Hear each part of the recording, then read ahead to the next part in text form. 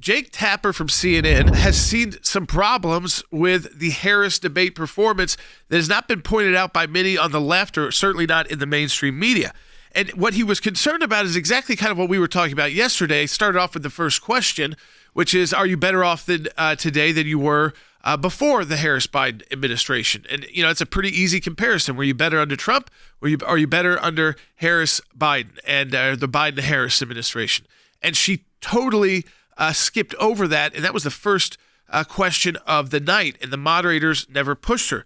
But he's also got a lot of concern that by punting that first question on the economy, it just kept going. Because, as we said, Will, there was never pushback from the moderators to say, yes, that's wonderful what you just said, but that was not our question. Vice President Harris began the debate by punting the first question on the economy. Do you believe Americans are better off than they were 4 years ago? So I was raised as a middle-class kid, and I am actually the only person on this stage who has a plan that is about lifting up the middle class and working people of America.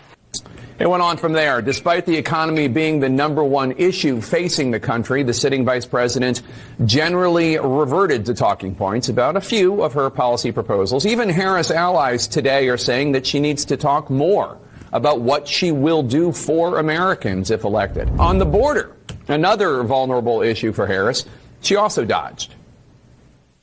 Would you have done anything differently from President Biden on this?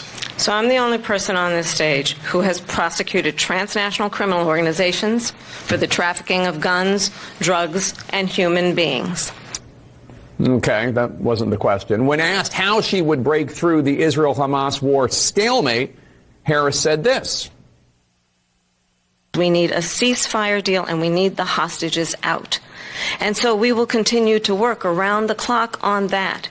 Okay, but again, how? That was exactly what we were waiting for, that debate. And a lot of us knew, after that first question, obviously, unless maybe they slipped once, so we waited for the next time, and then they slipped again. And it was only President Trump who would get the follow-up of, that's not exactly what we wanted. Can you be a little bit more direct?